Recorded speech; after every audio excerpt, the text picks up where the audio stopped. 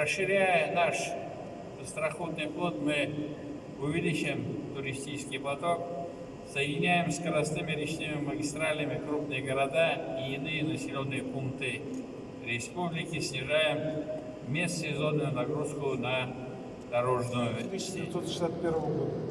И благодарим правительство Российской Федерации, Республики Татарстан за оказанное доверие в строительстве новых инновационных судов на подводных крыльях, а также нового инновационного судна на водородном топливе.